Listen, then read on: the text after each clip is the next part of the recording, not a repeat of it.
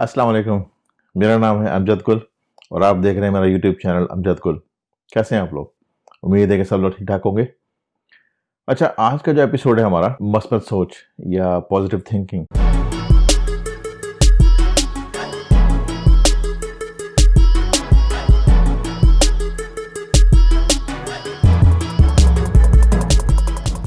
इसमें हम general discussion करेंगे कि जो है वो माइंडसेट जो है वो कैसे आप डेवलप करते हैं, जिसको हम बोलते हैं विनिंग माइंडसेट। ठीक है ना? क्योंकि जीत और हार जो है ना वो आपके दिमाग में होती है। ठीक है?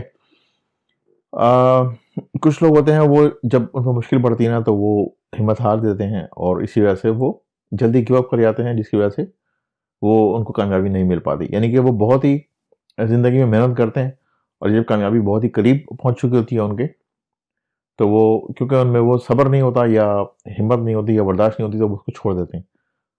तो आज हम बात करेंगे कि पॉजिटिविटी के हवाले से तीन मिसालें मैं आपसे आज बयान करूंगा और रियल लाइफ एग्जांपल्स हैं। टेक एक्शंस, यानी कि जो मैंने ज़िंदगी में अपनी देखा है, जितना मेरा एक्सपीरियंस है, पूरी ज़िंदगी हो गई है मुझे प्रोफेशनल लाइफ में काम करते हुए और तकरीबन दुनिया के हर हर हिस्से के और मुल्क के लोगों से मिला हूँ और हर हर मज़हब के लोगों से मिला हूँ, मुख्तलिफ तरह के, ऑस्ट्रेलिया से लेके अमेरिका तक, और कई लोगों से बहुत ही करीबी ताल्लुकात रहे हैं, लोगों के साथ उठा बैठा हूँ। तो मैं लोगों को ऑब्ज़र्व करता हूँ, उनको देखता हूँ कि क्या चीज़ जो है वो उनमें मुख्तलिफ है। तो ये मेरा एक तरह से समझ लें कि मेरा बहुत ज़्यादा जो है वो फ़ोकस होता है इन चीज़ों के ऊपर कि मैं जब लोगों से बात करूँ या लोगों से मिलूँ, तो मैं उनकी गौर से उनकी बातें सुनूँ, क्योंकि मैं चाहता हूँ कि मैं सीखूँ। ठीक है ना? हर आदमी दूसरे से कुछ ना कुछ सीखता है। ठीक है? तो मेरी कोशिश होती है कि जब मैं लोगों से मिलूँ, उठूँ बैठूँ, तो मैं गौर से उनकी बातें सुनूँ और उनमें से अगर कोई चीज़ ऐसी है जो कि मेरी ज़िंदगी इम्प्रूव कर सकती है या कोई ऐसी चीज़ है जो कि मुझे नहीं मालूम, उससे मैं सीखूँ। इस तरह से आदमी इम्प्रूव करता है। पहली मिसाल जो मैं आपसे बयान करना चाहता हूँ, वो एक वाक़या है जो मेरे साथ पेश आया तकरीबन 17 या 18 साल पहले। यूके में एक मेरा बिज़नेस था, तो अ, वहाँ पर मैं जो मेन जो एंट्रेंस होती है, जो उस या काउंटर बोल लें आप, जो भी बोलें, जहाँ पर हम कैश वगैरह रिसीव करते हैं कस्टमर से, तो मैं वहाँ पर खड़ा हुआ था।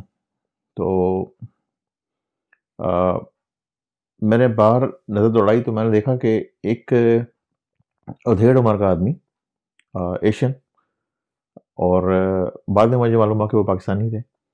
तो वो खड़े हुए हैं, ठीक है? और वो मुझे देख रहे हैं, ठीक है? तो जैसा होता है ना कि मतलब अगर आप किसी को गौर से देखें ना, आपके साथ कभी ऐसा हुआ होगा कि ज़िंदगी में अगर आप किसी को बहुत गौर से देखें तो वो अचानक जो है ना वो आदमी गर्दन घुमा के देखता है ना, तो वो सीधा जो है वो उस आदमी की तरफ उसकी नज़र पड़ती है जो आदमी उसको देख रहा होता है, ठीक है? तो खैर मैंने वो जब नज़र उठा के देखा उसकी तरफ, तो फ़ौरन मैंने देखा कि यार ये आदमी मेरी तरफ देख रहा है, पता नहीं क्या बात है। तो वो फ़ौरन जो है थोड़ा-सा घबरा गए या मतलब झिझक गए और फ़ौरन उन्होंने नज़रें हटा ली और इधर-उधर हो गए, देखना शुरू कर दिया। तो मैं दोबारा फिर अपने कामों में लग गया कि चलो पता नहीं क्या बात है। मैं मसरूफ़ हो गया, तो मैंने 5 मिनट के बाद देखा कि एक आदमी बिल्कुल मेरे सर के सामने आके खड़ा हो गया है और बोल रहा है, अस्सलाम वालेकुम भाईजान। तो जब मैंने नज़र उठा के ऊपर देखा तो ये वही आदमी थे जो अ, थोड़ी देर पहले मुझे देख रहे थे, ज़रा दुकान से दूर खड़े हो गए। तो आए मेरे पास, मैंने कहा वालेकुम सलाम।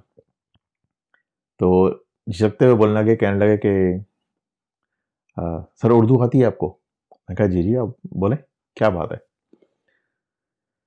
तो कहने लगे कि यार मुझे नौकरी की बहुत सख्त ज़रूरत है और बहुत परेशान हूँ। तो जो है मेरी कुछ मुझे मतलब बताएँ, नौकरी मुझे दे दें या कुछ बताएँ कि मैं क्या करूँ? मैं बहुत परेशान हूँ। तो मैंने उनकी तरफ गौर से देखा, उनकी आँखों में, और मुझे उनकी आँखों से लगा कि ये आदमी मेहनती है। तो मैंने उनसे पूछा कि आपको क्या आता है? तो परेशान हो गए। कहने लगे कि कोई ख़ास स्किल नहीं है मेरे पास, मेरी तालीम भी नहीं है इतनी। तो उस इलाके के अंदर जिस जगह पर मेरा ये बिज़नेस था, रेस्टोरेंट्स जो है वो नहीं होते थे वहाँ पे एशियंस के। तो हलाल खाना जो है नहीं मिला करता था वहाँ से।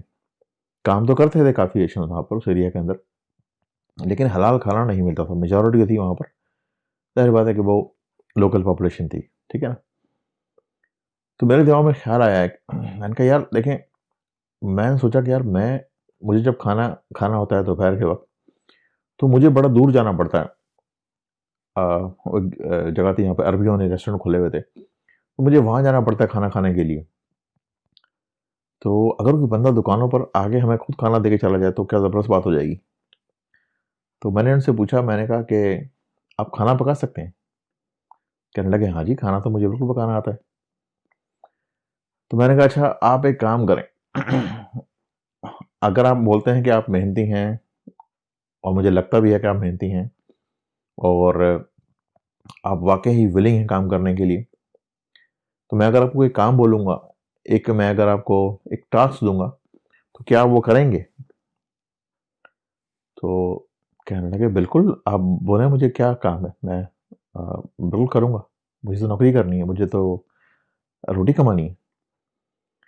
मैंने कहा ठीक है, आप एक काम करें, ये दुकान जो है ना, यहाँ से स्टोर, यहाँ से मेरे पास से आप निकलें बाहर, और सीधा चलते रहें आखिर तक इस रोड के। बहुत बड़ी वो जगह थी, तकरीबन हज़ारों के हिसाब से वहाँ पे वो है बिज़नेस थे। तो आपने यहाँ से उस आखिरी रोड के किनारे तक जाना है, और फिर जो है ना रोड क्रॉस करके जाना है दूसरी तरफ, यानी कि दूसरी तरफ, और वहाँ से भी आपने हर दुकान से होते हुए, उसके बाद फिर आपने मुझे आके रिपोर्ट देनी है। अच्छा, काम क्या करना है इन्होंने? काम इन्होंने ये करना है कि इन्होंने हर दुकान में जाना है और देखना है, क्योंकि दुकान में जब आप अंदर जाएँगे तो कोई आपको मना तो नहीं करेगा ना, दुकान के अंदर जाने से तो कोई मना नहीं करेगा आपको, ज़ाहिर बात है कि आप, हो सकता है आप ग्राहक हो, तो कोई ये तो नहीं कहेगा कि आप दुकान में क्यों आ रहे हैं? या ये तो नहीं कहेगा कि आप आए हैं तो कुछ ना कुछ खरीदें, ठीक है ना? तो उनको मैंने ये कहा था कि आपने हर दुकान में जाना है, और दुकान में जाकर आपने देखना है कि दुकानों में एशियंस कितने काम कर रहे हैं, ठीक है? और उनमें से आपने हर एशियन से जाके पूछना है कि अगर मैं आपको पका-पकाया खाना दोपहर के वक़्त लाके दूँ, तो क्या आप मुझसे खरीदेंगे?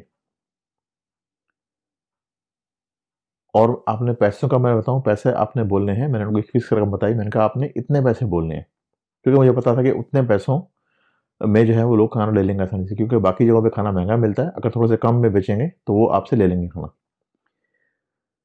तो वो कहने लगे कुछ मसला तो नहीं होगा? मैंने कहा नहीं, आप जाएँ, अल्लाह का नाम लेके हर दुकान पे जाएँ, और उसके बाद आकर मुझे बताएँ कितने लोगों ने हाँ की, कितने लोगों ने ना की, और साथ में गिनते भी रहें दिमाग के अंदर कितने लोग थे टोटल, ठीक है? बहुत मेहनती आदमी थे माशाल्लाह।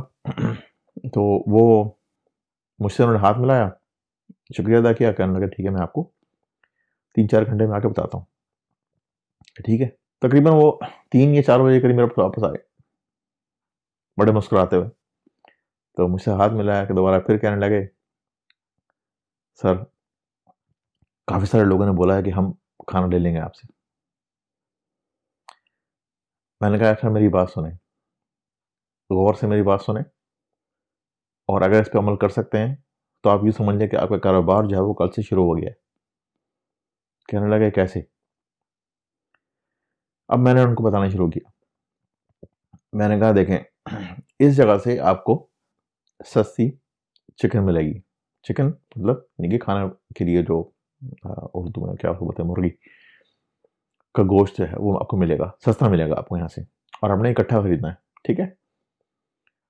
और इस जगह से आपको पेप्सी या मिरिंडा या बाकी जो कोल्ड ड्रिंक्स होते हैं उनके पूरे पैक मिल जाएँगे। एक-एक नहीं खरीदना आपने, आपने खरीदना पूरा पैक, यानी कि वो मेरे ख़्याल 36 के वो पूरा क्रेट आता था, या उससे ज़्यादा मुझे याद नहीं है उसमें क्या हिसाब-किताब था, और ये आपको यहाँ से मिलेगा, ठीक है?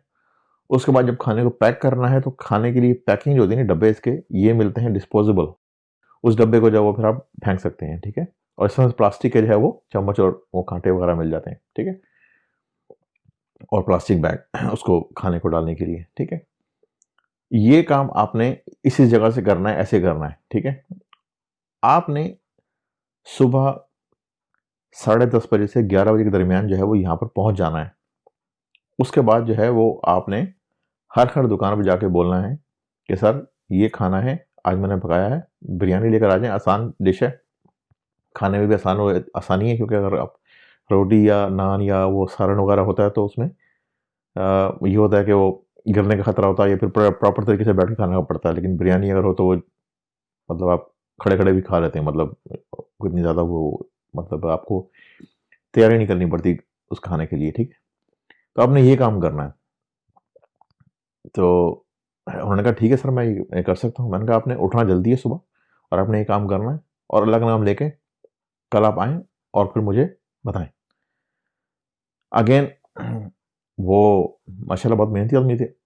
तो अगले दिन वो आए, एक बड़ा सा उन्होंने बैग पकड़ा हुआ अपने हाथ में, और मैंने उनको हाँ ये बोल दिया था, मैंने कहा आपने शुरू में 50 जो है वो लोगों के लिए खाना लेकर आना है, यानी कि 50 खाने, मुझे इन्वेस्टमेंट यानी कि समझ लें आपके 50 खानों के ऊपर होगी। अगर नहीं बिके तो आपका नुकसान 50 का ही होगा, ज़्यादा नहीं होगा, ठीक है। उसके बाद फिर जैसे जैसे लोग बढ़ते जाएंगे वैसे वैसे आप बढ़ा लीजिएगा जो है ऑर्डर आपके। खैर वो आए मेरे पास तो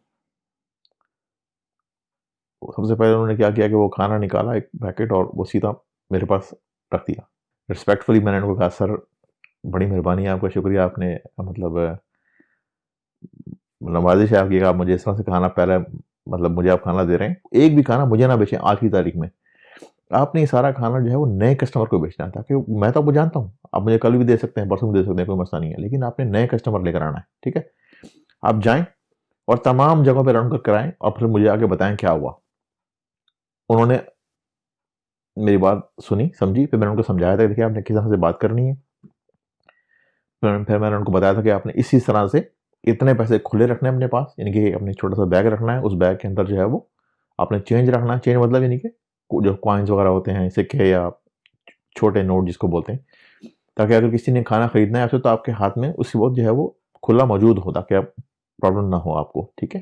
तो आपने कोशिश करना कि कम से कम जो है वो डिसरप्शन हो दुकान के अंदर, यानी कि आप जाएं और आप खाना दें और खामोशी से बाहर आ जाएं, ठीक है। जितना स्मूथ तरीके से आप काम करेंगे ना, उतने ज़्यादा जो है वो लोग आपको परेशान नहीं करेंगे। आप जाएंगे वहाँ पर खाना अगर देंगे, आपको खुला नहीं है, खुला लेंगे, आप इधर उधर जाएंगे तो प्रॉब्लम हो जाएगी आपको। फिर जो है वो एक जो फ्लो होता है ना, स्मूथनेस जो होती है ना बिजनेस का, जो ऑपरेशन होता है ना, वो डिस्टर्ब हो जाता है। तो मैं हमेशा इसका कायल हूँ कि बिजनेस ऐसा हो कि इतना स्मूथ प्रोसेस हो कि ना कस्टमर को मालूम हो कि मुझे कोई झंझलाहट है या मुश्किल काम है, ना ही बिजनेस को परेशानी हो कि यार मैंने ऑर्डर प्रोसेस कैसे करना है, ये तो बड़े लिए मेरे लिए मुसीबत हो गई, ठीक। तो खैर उन्होंने वो बैग वैग लेकर आए हुए थे, उसमें सारा खुला पैसे रखे हुए थे उनके और सब। तो वो आए मेरे पास 3 बजे। यकीन करें, मैं अल्लाह का लाख लाख शुक्र है कि मैंने बहुत सारे लोगों से मेरा इस तरह से रब्ता रहा है, और मालिक का बड़ा एहसान है, अल्लाह का शुक्र है कि मैंने जिस चीज़ को जो बताया है उन्होंने, और जिन जिन लोगों ने काम किया अल्लाह ताला ने उनको कामयाबी दी है, और अल्लाह ताला उनको और कामयाबी दे। उनका मुकद्दर है, ये नहीं कि ये मैंने बताया तो इसलिए हो गया, ऐसी बात नहीं। बस अल्लाह ताला ने उनके नसीब में ये चीज़ लिखी होती है, ठीक है। और अगेन मेरे ज़रिए से होती है, तो ये उनकी मेहरबानी है कि उन्होंने मेरी बात मान ली, ये मेरी बात सुन ली, तो उसके बदले में मुझे मतलब एक तरह से सवाब भी मिला है ना। तो बड़े खुश हुए कहने लगे सर मैंने इतने पैसे कमा लिए टोटल। तो मैंने बोला अच्छा, अगर आप बुरा ना माने तो सारा हिसाब किताब कर लें मेरे साथ, ठीक है, ताकि मैं आपको बता दूं कि कितना मार्जिन है और आपने कैसे जो है वो इसको बिजनेस को बढ़ाना है। तो बड़े फरागत आदमी थे, कहने लगे हाँ हाँ बिल्कुल जी। तो मैंने कहा ठीक है, आप आए जरा दुकान पे अंदर की तरफ आए। फिर मेरे साथ बैठे तो मैंने उनको वो उस पर एक पेपर के ऊपर वो सारा हिसाब किताब लिखवाया उनसे कि भाई कितने की आप क्या चीज़ खरीदी लेकर आए थे, और फिर कितने के हमने बेचा है और कितना प्रॉफिट हुआ है। फिर यहाँ से जब आप खाना अपने घर से पका कर यहाँ तक लेकर आए तो उसमें आपका जो किराया लगा है, वो खर्चा कितना है, वो सारी चीज़ें निकालने के बाद मैंने निकाला कि उसमें प्रॉफिट बन जाता है। तो वो अपना सर पकड़ के बैठ के कहने लगे यार सर, इससे आधे से आधे पैसे की नौकरी तो मैं महीनों से ढूंढ रहा हूँ, मुझे कोई नहीं दे रहा। मैंने कहा बाबू बस यही बात है, यही बात है जो समझने की है कि हम कम पैसों के लिए जो है ना वो दर बदर की खाल छान रहे होते हैं, और हमें ये नहीं पता होता कि यार अगर हम थोड़ा सा अपने दिमाग को इस्तेमाल करें तो हमें ज़रूरत ही ना पड़े, हमें ज़रूरत ही ना पड़े कि हम नौकरियों की जो है वो मतलब खाल छान। नौकरी जो करते हैं वो बुरी बात नहीं है, आई सैल्यूट जो लोग नौकरी करते हैं, कोई बुरी बात नहीं है इसमें। लेकिन अगर नौकरी नहीं मिलती तो कारोबार करने में कोई हर्ज नहीं है, आपको ओपन माइंडेड होना चाहिए। ठीक है, सोचें पैसा कैसे कमाया जा सकता है। ठीक है, ये नहीं कि नौकरी नहीं है तो फिर मैं क्या करूं, ऐसा ना करें। सोचें, जब आप सोचते हैं, अल्लाह ताला ने हमें अशरफुल मखलूक़ात बनाया है। ठीक है, आदमी सोचता है, दिमाग में कोई ना कोई चीज़ आइडिया आता है, लोगों से आप मिलते हैं, बात करते हैं, रास्ते से रास्ता निकलता है। ठीक है, तो उसके बाद माशाल्लाह उन्होंने बड़ा अच्छा काम किया। तकरीबन मेरे ख्याल 3 साल तक वो करते रहे वहाँ पर काम। तो बहरहाल मेरे कहने का मकसद ये था, इस मिसाल को बताने का मकसद मेरा ये था कि अगर वो एक्शन ना लेते मेरे इस मशवरे के ऊपर, अगर वो अमल नहीं करते मेरे इस मशवरे पर, अगर वो काम करने के लिए तैयार ना होते, तो क्या वो अपना ये कारोबार जमा पाते? नहीं जमा पाते। मैं ये नहीं कहता कि आप बेवकूफ़ाना अमल करें। कैलकुलेटेड रिस्क होता है ना, जिसको बोलते हैं, सोच समझ के उतना रिस्क तो ले लेना। क्या होगा, वर्ष से वर्ष क्या होगा? मैं हमेशा बोलता हूँ, जब आप घर से बाहर निकलते हैं, आपको क्या गारंटी होती है कि मैं आज शाम को वापस खरीद से वापस आ जाऊंगा? मैं खतरनाक बात मैं इससे नहीं बोला, डरा नहीं रहा मैं आपको। अल्लाह ताला, जिंदगी मौत अल्लाह के हाथ में। क्या पता खुदा न खास्ता कोई हादसा हो जाए, क्या पता कोई मसला हो जाए, क्या पता कोई और 10,000 तरह के मसले मसाइल होते हैं दुनिया के अंदर। बाहर जब आप निकलते हैं, घर से निकलते हैं, तो बहुत सारे जो है वो चीज़ें होती हैं जो जो आपके हाथ कंट्रोल में नहीं होती। खुदा न खास्ता एक्सीडेंट हो जाए, कोई मसला हो जाए, फिर तो गारंटी तो किसी चीज़ की नहीं है ना भाई। तो हमेशा हमें क्या चाहिए, हमें अल्लाह ताला पे एतमाद करके हमें एक्शन लेना चाहिए, हमें हमें अमल करना चाहिए। ठीक है, तो ये पहली मिसाल जो थी मेरी, ये थी अमल के हवाले से, कि जब तक आप अमल नहीं करेंगे चीज़ों के ऊपर, सिर्फ सोचने से, सिर्फ उसको पढ़ने से, सिर्फ उसको सुनने से जो है ज़िंदगी आपकी नहीं बदलेगी, जब तक आप उस पर अमल नहीं करेंगे। हेलो, उम्मीद है आपको ये वीडियो पसंद आ रही होगी। मुझे आपका साथ और मदद चाहिए इस फ्री इन्फॉर्मेशन को ज़्यादा से ज़्यादा लोगों तक पहुंचाने के लिए। प्लीज़ इस वीडियो को लाइक करें और इस चैनल को सब्सक्राइब ज़रूर करें। अपने फ्रेंड्स और फैमिली के साथ शेयर भी करें। अगर आपके कोई सवालात हैं, कमेंट सेक्शन के अंदर आप अपने सवालात लिखें ताकि मैं आपको उनके जवाब दूं। और इस घंटी के बटन को दबाना ना भूलें ताकि आपके पास नई वीडियोस और चैनल की अपडेट्स फौरन पहुंच जाए। मुझे यकीन है आप मुझे सपोर्ट करेंगे इस चैनल को चलाने में। चलिए वापस चलते हैं अपनी वीडियोस पर। दूसरी बात जो है, इसको बोलते हैं रिस्क। ठीक है, अच्छा, मुझे साइकिल चलाने का बहुत शौक था बचपन में, जब मैं छोटा था। हर बच्चे को होता है, जब बच्चा थोड़ा सा बड़ा होता है तो यार मैं साइकिल चलाना सीख लूँ किस तरह से, 2 पहियों पे। ठीक है ना, वो साइकिल नहीं जिसमें 4 पहिए होते हैं। तो काश के मैं वो साइकिल चलानी आ जाए। अब मैं और मेरा एक दोस्त था, अब हम इस चक्कर में लगे रहे कि यार हम किस तरह से साइकिल जो है ना वो चलाना सीख लें। साइकिल चलाना कैसे सीखें, घर में तो साइकिल है नहीं। ठीक है, और ना ही उसके पास साइकिल है। अब जो है, ये जो मिसाल है, ये मैं बता रहा हूँ रिस्क की ना, रिस्क आप कैसे लेते हैं। तो अब उन्होंने सोचा कि हमें साइकिल सीखनी है, चलाना सीखनी है, लेकिन हमारे पास जो है वो रिसोर्सेज नहीं है। अब हम कैसे जो है वो साइकिल हासिल करें और साइकिल चलाना सीखें। अब हम दोनों ने ये बात सोची। मुझे अब याद नहीं है कितने पैसे होते थे उस ज़माने में, 4 आने या शायद 8 आने, मुझे याद नहीं, ऐसे कुछ होते थे उस ज़माने में। उसमें 20 मिनट के लिए जो है वो साइकिल जो है ना वो छोटी किराए पे मिलती थी, जिसके 2 पहिए होते थे, जिसको बोलते थे नॉर्मल साइकिल जिसको बोलते हैं। ठीक है ना, तो मैं और मेरा एक दोस्त, हमने जो है वो आधे-आधे पैसे जमा किए। तो हमने सोचा कि चलो माँ बाप को तो नहीं बताना, क्योंकि अम्मी अब्बू तो फिर मारेंगे कि तुम क्या कर रहे हो। तो हमने कहा यार हमने ना साइकिल सीखनी है, कैसे सीखें, चलो। हमने पैसे जोड़े, हम पहुंच गए उस दुकान पर जो यहाँ पर जो है वो साइकिल किराए पे मिलती थी हमें। ठीक है, अब साइकिल पहली बार हमने जो है वो किराए पे तो ले ली उससे। उसने कहा चलानी आती है, तो वो दूसरा दोस्त है मेरा, वो बहुत तेज था, तो उसने बोला हाँ हाँ आती है। तो मैं डरते डरते उसके साथ चलना शुरू हो गया। साइकिल उसने दे दी कि ये ले जाओ साइकिल। ठीक है, तो वो साइकिल उसने अपने साथ, अब हमें चलानी तो नहीं आती ना, तो ना उसको आती है, और वो साइकिल हमें भारी लगे क्योंकि हम छोटे छोटे थे उस वक्त। तो बड़ी मुश्किल से खींच के ना वो अपने साथ लड़का के साइकिल को जो है वो आहिस्ता आहिस्ता घसीटता हुआ हम लोग जो है वहां से ले गए। अच्छा वो साइकिल वाला भी हमें देख रहा है हैरान होके, यार ये साइकिल चला क्यों नहीं रहे, उसको क्या पता कि हमें चलानी नहीं आती। ठीक है, तो अब हम वो घसीटते हुए लेके साइकिल थोड़ा थोड़ा सा दूर लेके चले गए दुकान के पास से। अब हम वहां पहुंच गए जहां पर साइकिल वाले को नजर नहीं आ रहा कि हमारी जो है वो करतूत हम क्या करने वाले हैं साइकिल के साथ, क्योंकि हमें तो साइकिल चलानी नहीं आती, क्योंकि हम जब साइकिल पे बैठेंगे तो गिरेगी या साइकिल को नुकसान होगा। लेकिन साइकिल का नुकसान क्या होगा, शायद उस वक्त हमारे दिमागों में ये बात थी भी नहीं कि साइकिल टूट जाएगी या कुछ उसमें नुकसान हो जाएगा। बस बचपना था, हमने कहा नहीं यार ये हम जो है वो चीज़ कर लेंगे। खैर अब हम पहुंचे वहां पर। यार अब जो है वो मेरा दोस्त है वो कहने लगा यार कि साइकिल तो ना तुम्हें आती है ना मुझे आती है, तो अब हम कैसे इसको चलाएं। और हमने उसको वो अठाने भी दे दिए हैं, अठाने। अब 20 मिनट का हमारे पास है सिर्फ साइकिल को, मतलब जो भी हमने करना है इसके साथ।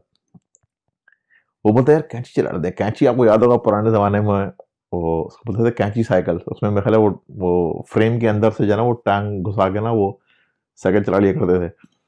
तो अब मैंने कहा भाई मुझे तो ना कैंची आती है ना मुझे वैसे आती है, मुझे तो कुछ भी नहीं आता। अब मुझे बताओ कैसे इसको मतलब क्या करना है। उसने कहा यार देखें, अब जहाँ पे बात आ जाती है रिस्क की, कि क्या आप रिस्क ले सकते हैं, आपका आप में है इतनी यानी कि दिमागी सलाहियत या इतनी समझ लें कि इतने बहादुर हैं कि आप रिस्क ले सकते हैं या नहीं ले सकते। ठीक है, अब उसने बोला हमारे मुझे मेरे पास एक आइडिया है। क्या? उसने कहा आइडिया ये है कि तुम यानी कि मैं, मैंने कहा तुम जो है साइकिल पे, मैं इसको खड़ा करता हूँ, साइकिल को मैं खड़ा करता हूँ स्टैंड के ऊपर। ठीक है, सीधी खड़ी कर। अब तो साइकिलें आती हैं जिसमें स्टैंड में साइड पे होता है, उस जमाने में साइकिलों पे स्टैंड हुआ करता था जो सीधी खड़ी जाया करती थी साइकिल ना। तो उसने कहा कि भाई अब आपने जाना खड़ा जाना, मैं साइकिल खड़ी कर रहा हूँ स्टैंड के ऊपर। ठीक है, और आपने जो है ना वो यानी कि मैंने साइकिल के ऊपर बैठ जाना है। उसने साइकिल को पकड़ा मजबूती से और स्टैंड पे खड़ा किया, मैं साइकिल के ऊपर जाके बैठ गया। अब उसने बोला कि उसने अमजद तुमने क्या करना है, तूने जो है ना वो पैडल मारना है जोर जोर से। ठीक है, पैडल मारो जोर जोर से तो पहिया चलना शुरू हो जाएगा, और साइकिल जो है वो स्टैंड के ऊपर खड़ी हुई है। ठीक है, अब जितनी तुम्हारे में ताकत है ना उतनी ताकत से जाना तुमने पेडल मारता रहना ताकि पहिया चलता रहे, और जब वो ये चलता रहेगा ना तो तुम्हारे पास साइकिल चलती रहेगी। तो मैंने कहा वो तो ठीक है, लेकिन स्टैंड से उतारो उसको। 16 स्टैंड से उतारेंगे जब जब पहिए की रफ्तार तेज हो जाएगी। समझ में आ गया? मैंने कहा ठीक है। यानी कि आइडिया ये था कि मैं साइकिल के ऊपर बैठ के पैडल मारता रहूँ तेज से, पहिया चलना शुरू हो जाएगा। जब पहिया चलना शुरू हो जाएगा तो उसने क्या करना है, उस साइकिल को धक्का दे देना है। जब वो साइकिल को धक्का देगा पीछे से तो वो साइकिल स्टैंड से उतर के नीचे गिर जाएगी और वो साइकिल चलना शुरू हो जाएगी। यूँ ये आ गया था बेसिकली हमारा। उसके पास ही हमारा वो फुटबॉल का ग्राउंड भी था वहाँ पर। अच्छा, फुटबॉल के ग्राउंड में बताऊँ, फुटबॉल का जो पोल होता है ना जिसमें जो गोल होता है, उस गोल के अंदर जो है वो पाइप होते हैं ना जो स्क्वायर शेप के अंदर होते हैं, जो मोटे मोटे पाइप होते हैं, और पीछे जो है वो एक साइड पे ऐसा पाइप लगा होता है पतला वाला जो उसको होल्ड करता है। तो अब उसने ये वो हमारे करीब ही था जो फुटबॉल ग्राउंड, और ये गोल पोस्ट भी हमारे करीब था। मैं इसलिए बता रहा हूँ ये क्या होने वाला है अभी आपको मालूम होगा। तो मैंने साइकिल पे बैठ कर पहिए चलाने वो पैडल चलाने शुरू कर दिए तेज से। उसने जनाब मुझे धक्का दिया साइकिल के ऊपर। अब क्योंकि पहिया बहुत तेज से चल रहा था साइकिल का, तो वो साइकिल चलना शुरू हो गई। ठीक है, अब साइकिल चलना तो शुरू हो गई। अब मैं देख रहा हूँ पैडल की तरफ, सामने तो मैं नहीं देख रहा क्योंकि मैं तो पहली बार साइकिल चला रहा हूँ।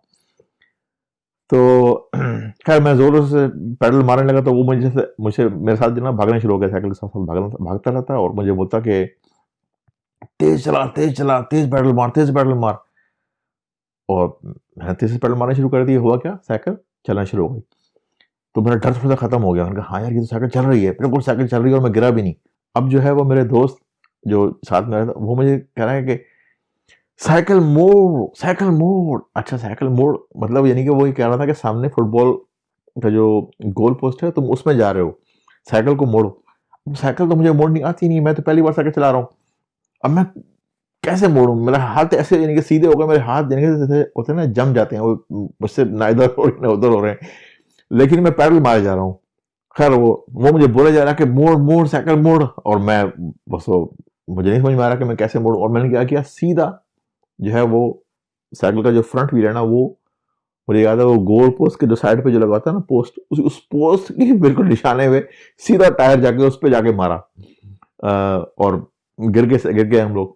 लेकिन जैसे ही गिरे फौरन जो है वो चोट का तो साहस कम होना था, सबसे पहले मुड़ के देखा कि कोई देख तो नहीं रहा, ठीक है, खासतौर पे वो साइकिल वाला जिसकी साइकिल थी, जिसे हम किराए पर लेकर आए थे।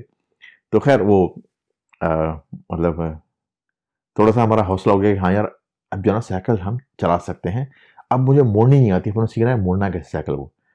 अच्छा, अब उसकी बारी थी, दोस्त अब आ जाओ, अब तुमने ये काम करना है। अब उसने साइकिल के ऊपर बैठ के पैडल मारना शुरू कर दिया, मैंने उसको धक्का दिया, साइकिल चलनी शुरू हो गई। तो अब हमने इस पहले 20 मिनट के अंदर हमने जो है वो साइकिल को बैलेंस करना सीख लिया। देखिए, ना मुझे उसने सिखाया ना मैंने उसको सिखाया, हम दोनों ने एक दूसरे के सपोर्ट किया, टीम वर्क। अगेन देखिए, ना उसने मुझे साइकिल सिखाई ना मैं उसको साइकिल सिखाई, लेकिन मेरे साथ जो आदमी था उसमें हौसला था, उसने बोला नहीं हम ये कर सकते हैं। इस तरह से मैंने भी उसको बोला कि हाँ हम ये कर सकते हैं। अब जब दो बंदे मिलकर दोनों ने बोला कि हाँ हम ये कर सकते हैं, तो वो चीज़ इम्पॉसिबल से पॉसिबल हो जाती है, ठीक है। लेकिन अगर हम ये सोचते, मिसाल के तौर पर मेरा अगर दोस्त ऐसा होता जो बोलता है नहीं करो, गिर जाओगे, चोट लग जाएगी, ये हो जाएगा, तो ये हो गया, तो उससे क्या होता, ना मैं साइकिल सीख पाता ना वो साइकिल सीख पाता।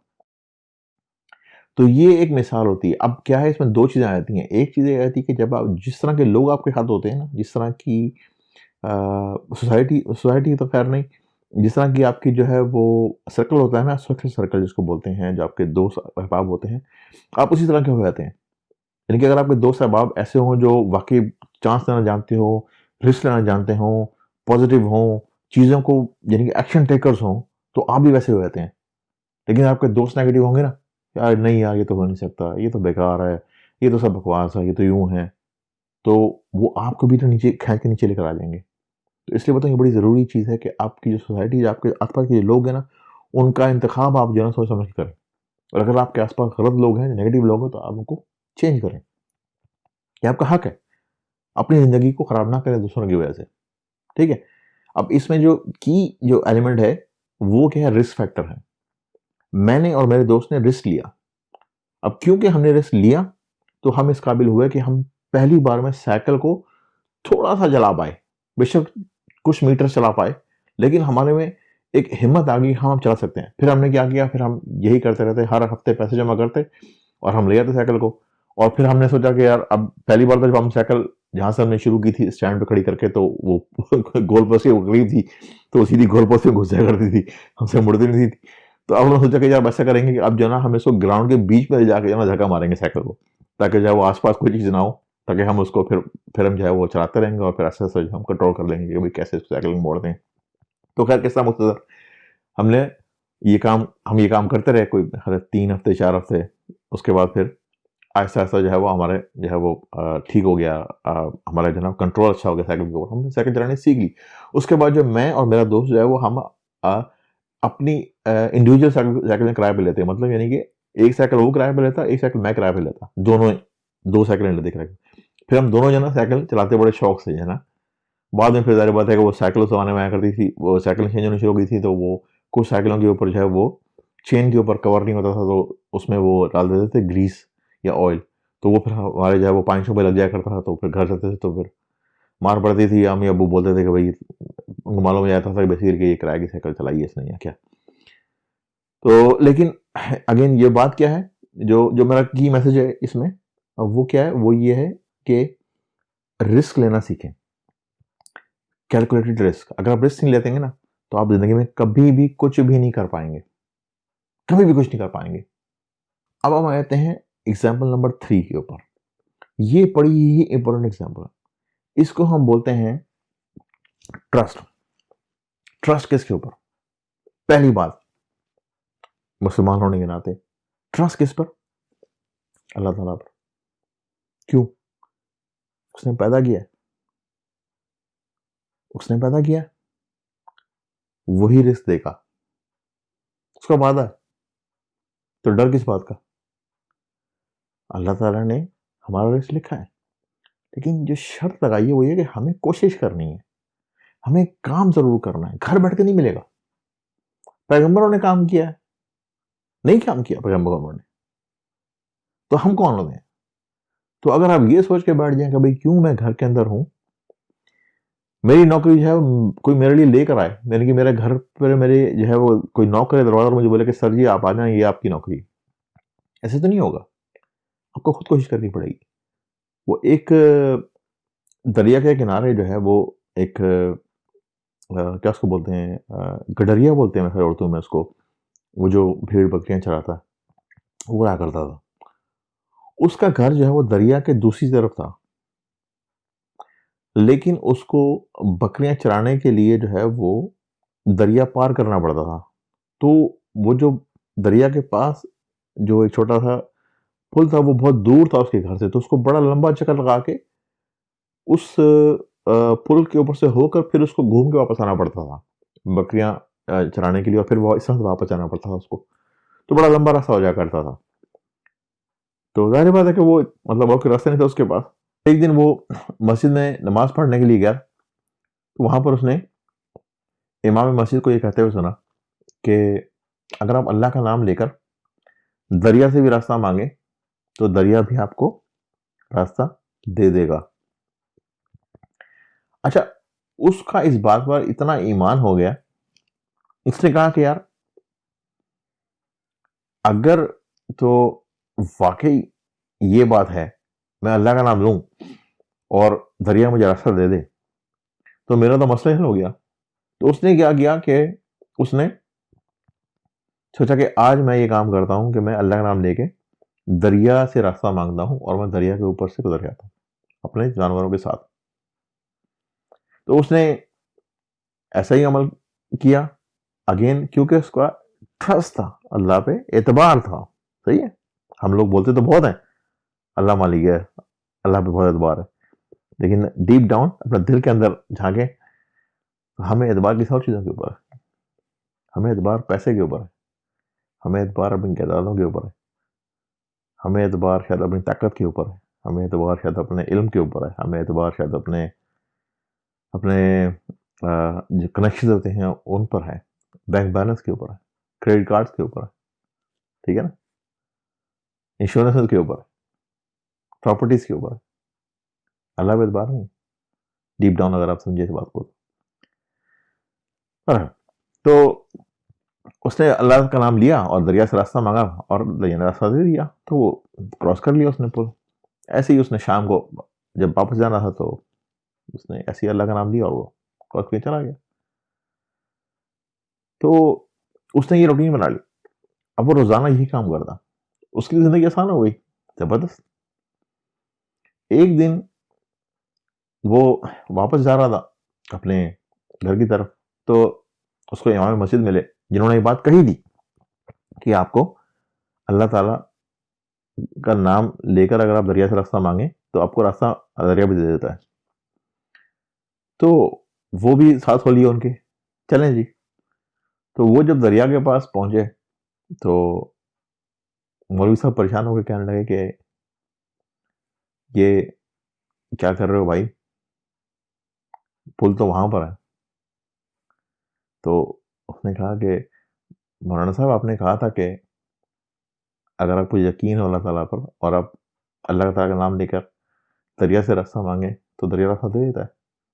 तो मैं तो जब से आपने कहा मैंने आपकी बात सुनी, मैं तो रोजाना ऐसी आसान सिखाता हूँ।